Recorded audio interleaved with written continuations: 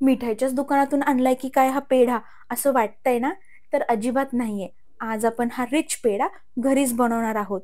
खव्याचा richness आणि गुलकंदाचा सुगंध एकत्र आला की अगदी तोंडात वितळून जातो. चला तर मग अगदी घरच्या घरी आपण बनवूयात मावा गुलकंद पेढा. सोप्पा, झटपट आणि दिसायलाही रॉयल. सर्वप्रथम एका कढईमध्ये 1 टेबलस्पून तूप गरम करून घ्यायचं.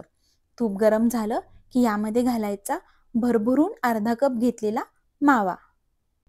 मावा जर थंड असेल, जर तो फ्रीजमधून तुम्ही नुकताच काढला असेल, तर माव्याला आधी रूम टेम्परेचरवरती येऊ द्या आणि मग तो वापरा. मावा घालून झाला की आता आपण ह्याला थोडासा मोकळा करून घेऊयात. इथे मावा खिसून घेतला तरीही चालेल.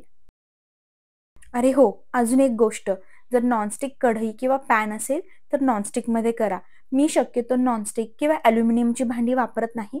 माझ्याकडे स्टीलची कढई होती, त्यामुळे मी हे स्टीलच्या कढईमध्ये करत असेल. नॉनस्टिक असेल तर नॉनस्टिक पॅनमध्ये तुम्ही हे करा. मावा इथे छान मोकळा झालेला आहे. आता माव्यामध्ये पाव कपच्या अर्ध इथे मी साखर घातलेली आहे. साखर जर थोडी जाड असेल तर त्याची पिठी करून घ्या आणि मग वापरा. मावा इथे आपल्याला कंटिन्यू लो फ्लेमवरतीच परतून घ्यायचा आहे. साखर घातल्यावर मिश्रण पातळ होते, पण आपल्याला इथे हे सतत हलवत राहायचं आहे. मावा 7 ते 8 मिनिटं मंद आचेवरती परतून झाला की तो हळूहळू घट्ट व्हायला लागतो. शिवाय त्याचा रंगही बदलतो. रंग तुम्ही पाहू शकता, एकदम छान गडद सोनेरी असा आला आहे. आपल्याला मावा अजून 3 ते 4 मिनिटं थोडा परतून घ्यायचा आहे, छान घट्ट होईपर्यंत. माव्याला तूप सुटलं आणि मावा कढईला सोडायला लागला की समजायचं आपलं मिश्रण व्यवस्थित तयार आहे. तुम्ही पाहू शकता मिश्रण आपलं छान घट्ट झालेलं आहे. त्याचा एक गोळा तयार होतोय, शिवाय ते कढईला सोडत आहे. आता गॅस बंद करूयात आणि हे थंड करायला ठेवूयात. मिश्रण आपलं हलकंसं थंड झालं, जेव्हा ते कोमट होईल त्यावेळेस यामध्ये घालायचं आहे पाव टीस्पून वेलची पूड. वेलची पूड माव्यामध्ये व्यवस्थित मिक्स करून घेऊयात. हवं असल्यास तुम्ही इथे केसरही घालू शकता. मी इथे 1 थेंब येल्लो फूड कलर वापरत आहे, ऑप्शनल आहे. तुम्ही एकतर केसर घालू शकता किंवा हा मावा आहे तसाही ठेवू शकता. पावडर फूड कलर वापरणार असाल तर काही प्रॉब्लेम नाहीये, थोडासाच वापरा. पण जर जेल फूड कलर वापरणार असाल तर 1 ते 2 थेंबच घाला, जास्त घालू नका. जेल फूड कलर आहे, पाणी असतं त्यामध्ये, त्यामुळे थोडासाच घाला. फूड कलर घातल्यानंतरूनही फूड कलर माव्यामध्ये व्यवस्थित मिक्स करून घ्यायचं. मिक्स करून झालं की हे बाजूला ठेवून देऊयात आणि ह्याला पूर्णपणे थंड होऊन देऊयात. हे माव्याचं मिश्रण थंड होईपर्यंत आपण आता गुलकंदाचं स्टफिंग करायला घेऊयात. गुलकंदाचं स्टफिंग करण्यासाठी एका बाउल किंवा एका ताटामध्ये 1 टेबलस्पून गुलकंद घ्यायचा. त्यामध्ये घालायचं 1 टेबलस्पून ड्रायफ्रुट्स. ड्रायफ्रुट्स तुम्ही कुठलेही वापरू शकता, काजू, बदाम, पिस्ता किंवा मिक्सही घालू शकता. ह्यामध्ये घालायचं आता 1 टेबलस्पून डेसिकेटेड कोकोनट आणि हे सगळं व्यवस्थित मिक्स करून घ्यायचं. गुलकंद व्यवस्थित मिक्स करून झाला की आता छोटे छोटे ह्याचे गोळे बनवायचे. अर्धा टीस्पून जेवढं असतं तेवढं अंदाजे घ्यायचं आणि ह्याचे छोटे छोटे गोळे तयार करायचे. हे स्टफिंग आपण पेढ्यामध्ये घालणार आहोत, त्या हिशोबाने आपण ह्याचे छोटे छोटे गोळे करून घ्यायचे. हे असे छोटे छोटे छान गोळे करून घ्यायचे सगळ्या गुलकंदाच्या स्टफिंगचे. माव्याच्या मिश्रणाचं प्रमाण आणि गुलकंदाच्या स्टफिंगचं प्रमाण हे अगदी योग्य आहे. पुरेपूर हे सगळं स्टफिंग पुरतं पेढे बनवण्यासाठी. हेच प्रमाण वापरा. हे असे छोटे छोटे गोळे मी बनवून घेते आता सगळ्या गुलकंदाचे. हे सगळं करेपर्यंत मावा इथे थंड झालेला आहे.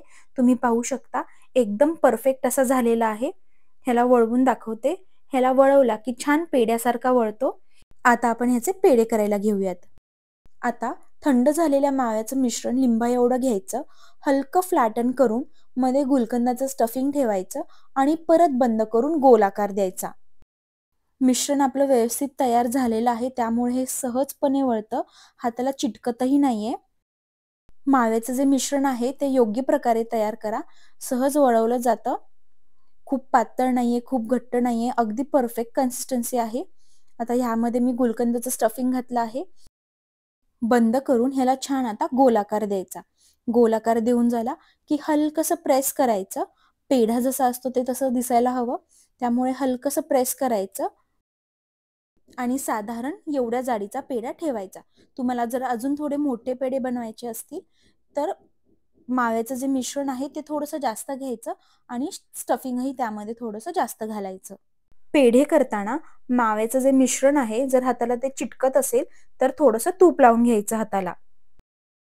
पुन्हा दाखवते. लिंबा एवढा गोळा घ्यायचा, त्याला छान गोलाकार द्यायचा, फ्लॅटन करायचं, त्याला दाबून घ्यायचं थोडंसं, आतमध्ये गुलकंदाचं स्टफिंग घालायचं. स्टफिंग घातल्यानंतर हे व्यवस्थित बंद करून घ्यायचं आणि बंद करून पुन्हा याला गोलाकार देऊन थोडंसं दाबून घ्यायचं.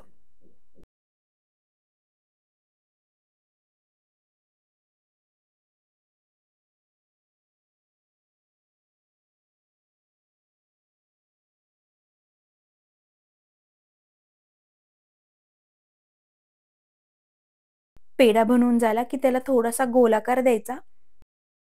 छान सुरेख असे हे पेढे होतात. शाईनही पहा पेढ्यांवरती किती छान आली आहे. साजूक तूप, मावा, आहा, एकदम रिच पेढा आहे. अशाच प्रकारे सगळे पेढे मी इथे करून घेतले आहेत. मी इथे काही लाडूही केले आहेत.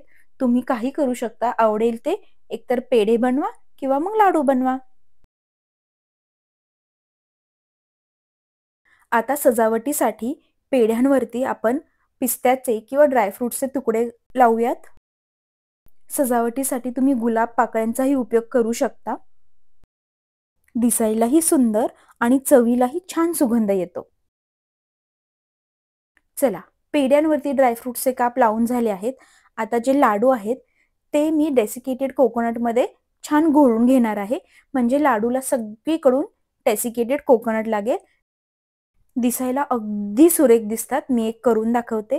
एका वाटीमध्ये डेसिकेटेड कोकोनट घ्यायचं, बनवलेला जो लाडू आहे तो घ्यायचा आणि फक्त हलक्या हाताने घोळून घ्यायचा. सगळीकडून डेसिकेटेड कोकोनट लागलं पाहिजे. हे पहा किती सुरेख दिसतोय. पेढ्यांवरती ड्रायफ्रुट्सचे काप आणि लाडूवरती डेसिकेटेड कोकोनट. दिसायलाही सुरेख आणि खायलाही छान. अशाच प्रकारे सगळ्या लाडूंवरती डेसिकेटेड कोकोनट लावून घ्यायचं.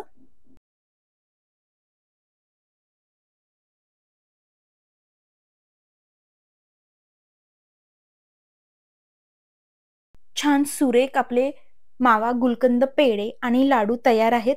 आता ह्याला फ्रीजमध्ये कमीत कमी अर्धा तास थंड करायला ठेवूयात, म्हणजे पेढे छान सेट होतील.